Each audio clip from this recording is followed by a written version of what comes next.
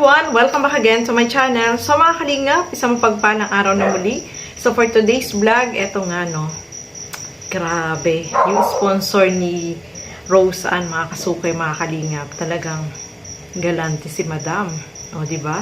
Talagang may pasalubong sa kanya, tapos may binigay na cash para makapag-inquire na itong si Rose Ann. O, diba? Saan ka makakahanap ng gano'n na talagang yung sponsor mo is talagang bumisita, no, sa bahay nung kanyang tutulungan, mga kasukay, mga kalingap. Diba? Napakapalad ni Rose Ann, mga kasukay, dahil eto nga, yung sponsor niya ay biglang bumisita sa kanila. So, ito, panoorin po natin, mga kasukay, mga kalingap. Anong plano mo? Ma-exam pa po ako ngayon. Anong course ang gusto mo? Doc po. Oo, kasi narinig ko dun sa sinabi mo dati na you're also interested sa nursing. Opo, kasi po ang mahal po ay hindi po carry. Hindi kasi kung gusto mo ng nursing, wala namang problema yon. Kasi, di ba, in demand kasi yun sa abroad. Which is in demand din yung teacher. Okay din yun. Pero ang nursing kasi, talagang ano yun. Malaki ang kitahan doon. Dati akong payroll ng mga clinician. Yes. That's why I know. Therapy, PTs, occupational therapies, mga ganon. Para po kayong magnanay. Oo. So, yan nga po, mga kasukay, mga kalingap. Bumisita dyan si Ma'am Marilyn Pablo dito kay Rose Ann, no? Talagang binisita niya yung kanyang tutulungan, no? At ang nakakatuwa dito is yun nga, scholar kasi po si Rose Ann ni Ma'am Marilyn, at ang gusto, kung ano man daw yung gusto ni Rose Ann, kung gusto niya na maging nurse or teacher is pwede naman, no? Wow. Kung akong papipiliin, mas piliin na lang niya yung nurse, kasi sabi nga ni Ma'am Marilyn is pwede naman, no, na maging yung kung ano yung gusto niya is pagkakataon na niya, no? Kasi si Ma'am Marilyn naman yung tutulong sa kanya para makapag-aral siya. At ang maganda dyan is talagang yung pagtulong sa kanya ay talagang paaralin po siya. Kung ano yung gusto niya is dapat pag-isipan niya maigi, no? Kung talagang gusto niya is nurse, mas maganda kasi yung nurse kasi mas in demand at saka mas mataas ang sahod po ng nurse, no? Si Ma'am Marilyn na rin mismo yung nagsabi na mataas talaga ang sahod kapag nurse yung course na kinuha, no? So, kung ako, nurse talaga. Diba? Nurse na lang piliin mo, Rose Ann, no? Kasi pagkakataon mo na yan, once in a lifetime lang yan na mangyayari na yung sponsor talaga ay willing ka na tulungan na mapag-aral, no? Kasi bihira lang yung magkaroon ng chance na mapag-aral, no? Tapos scholar ka. So talagang yung suporta ay nandiyan para sa iyo, no? So nakakatuwa, no? Ang bait ni Ma'am Marilyn. May dala pa siyang pasalubong kay Rose Ann, may mga damit. Tapos yung bag, ang ganda ng bag, o diba? Yayamanin yung bag. Tapos yung mga bigay na pasalubong sa kanya is magaganda din, mga kasukay, mga kalingap. Kaya ang napakapalad ni Rose Ann, mga kasukay, mga kalingap, dahil yung sponsor talaga is nandiyan para suportahan kung ano man yung gusto niya, di ba? So, nakakatuwa naman po, mga kasukay, no? At ang isa pa dito, ang nakagulat is eto pa. Yung lupa na binili ni nanay na para pagtatayuan ng kanilang bahay ay nagkaroon ng problema, mga kasukay. Ito, alamin natin ano ba yung naging problema. Tara, panoorin po natin ito. May problema pa ang lupa namin. Wala O di yung 500,000 ipatayo natin ng bahay. Wala pa pong titulo. Akala ko nag-usapan na po tayo. Sabi daw po may titulo. Pagpunta namin doon, Hindi, wala. ano bang ginawa nyo? Meron Oo, akala ko nag-ano na. Hindi po Deed of sale? nagawaan. Deed of sale? Wala po. Sa barangay lang po. Sulat sa barangay. Pero Nagpirma po siya. Hindi po, wala. Why? Kuya Len, nagbayad na tayo nun. Bawal daw po yun sa kanila. Kasi No, it's not. Pwede rin yun. Ipanotaryo mo, Nay. Ang gawin mo, papanitaryo mo, and after that, kumuha ka doon sa LRA yata. registry of deed. Meron kasi yung form na kukunin mo, ang pipirma lang si kapitan at saka dalawang kagawad. Pwede mo nang i-transfer. Ay, wala po. Ayaw po nila magpirma. Yung lupa. Pag lupa po daw, hindi sila pwedeng Di magpirma. paano po yung binayad niyo po? Nabayad na po kayo? Kaya nga. Bayad na, wala na yung pira. Pigbayad daw din daw sa lupa din. What you mean? Na ano ka, na-scam ka? Din naman po, nandiyan po ang lupa. Kaya lang po, wala pong titulo. Sabihin mo na ngayon, may lawyer ako.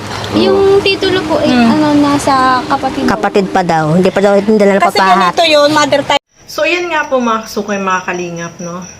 Malaking problema yan, no? Dapat na talagang maayos dahil yung ibinayad nila doon ay malaking halaga po yun, mga kasukoy, mga kalingap. At so, ito nga po mga kalingap, mga kasukoy. Ito, balikan muna natin yung vlog ni Kalingap Rob nung pumunta sila doon sa lupa. Ito, panoorin po natin. Ito mismo? Ito pala mismo. Okay na. Ginamas na pati oh.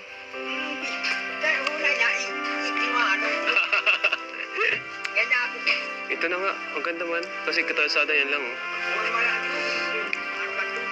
Magkano pong ano dito? 50? May, ano po yan? May papel? May titulo?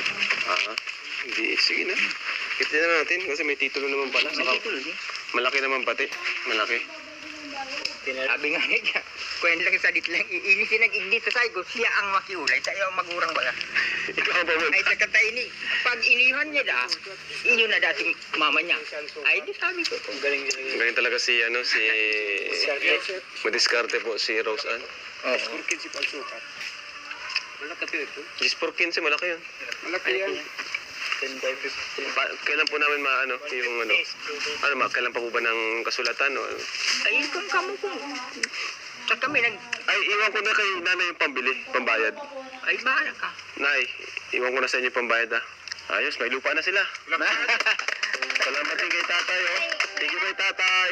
Ito na lang oh, ganda po ng... Kailangan talaga kapag ganyan, bibili ka ng lupa, ay dapat talaga merong titulo na panghahawakan ka. Kasi mahirap na po yung basta-basta ka lang bibili ng lupa na verbal lang yung usapan tapos walang kasulatan at saka walang titulo ay naku, baka mapalayas ka pa dyan. Sayang yung ibinayad mo sa lupa at sayang din yung bahay kapag naitayo na dyan, no? So, kailangan siguraduhin muna nila na yung pagtatayuan ng bahay ay talagang may titulo at kahit diyan na sila tumira is walang pwedeng magpalaya sa kanila dahil nabili na po nila yung lupa, no? So, dapat wais ka at hindi ka lang basta-basta magbibitaw ng pera na ibibigay mo kaagad. Gaya po nangyari kay nanay, no? Hindi niya muna hininga ng titulo bago siya nagbayad. Dapat ganun is sigurista ka, no? Kasi malaking halaga po yan eh. So, dapat hindi ka basta magbibitaw ng pera, no? Lalo na ngayon, yung ganyan yung nangyari, mga kasukay, mga kalingap, na ayaw pumayag nung ibang kapatid, no? Kasi hindi pa pala nahati yung lupa, no? Mga kasukay, mga kalingap. So, mahirap po yung ganon. Dapat talaga is sigurado na yung lupa na bibilhin mo ay merong titulo at talagang sa'yo nakapangalan. Yun po dapat, no? Sana maayos po ito, mga kasukay, mga kalingap, dahil malaking halaga din po itong naibayad dun sa lupa. At syempre, yung sponsor is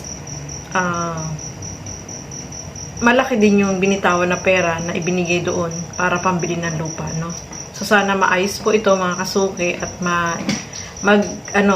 magkaroon ng titulo at yung lupa na yun ay sa kanila talaga, no? Walang ibang makikihati at walang ibang makikialam dahil nabayaran na po nila yung lupa na yun. Sa kanila po yun, mga kasukay, mga kalingap. So, sana yung magawan ito ng paraan na maayos, mga kasukay. At nandiyan naman si Mama Marilyn, no? Sabi niya is tutulungan niya habang nandiyan siya. Sana maayos po yan. Kasi malaking halaga nga naman yung ibinayad na doon sa lupa. So, nakita natin, mga kasukay, mga kalingap, na masaya yung pagbisita ni Ma'am Marilyn, no? Tawa siya ng tawa. Nakakatuwa si nanay kasi tuwan-tuwa po siya. Laking pasasalamat niya dahil itong si Ma'am Marilyn ay talagang kahit malayo ay talagang pumunta dyan sa kanila, no? Yun nga, napakabait ni Ma'am Marilyn kasi nga yung pagtulong niya po talaga is talagang bukal sa kanyang puso na matulungan itong si Rosa na mapag-aral sa mapagtapos ng pag-aaral, no? So, ang naano ako dito, yung sinabi ni Ma'am Marilyn kay Rose Ann, no? Dapat honest si Rose Ann. Kung mayroong problema, sabihin ka agad, no? Tama po yun, no? At least, pinrang kanya si Rose Ann, no? Kasi mahirap naman yung malaman sa iba kapag halimbawang wag naman na magkaroon ng problema, di ba? Especially sa pag-aaral ni Rosa, no? Dapat is lagi siyang honest dun sa kanyang sponsor para mas maganda yung kanilang samahan, di ba? So, ayan, maraming salamat po sa inyong panonood. At lagi po natin supportahan Val Santos Matubang, Kalinga Frab, at Edna Vlogs. Siyempre, support po natin si Ma'am Marilyn Pablo kasi mayroon din po siyang channel. Supportahan din po natin siya. At yung aking YouTube channel, Getang Emmy, sa mga hindi pa po nakapag-subscribe, please subscribe and please hit the notification bell para lagi po kayong updated sa aking mga ina-upload na mga reaction video. So, maraming salamat po at hanggang sa muli. Bye-bye!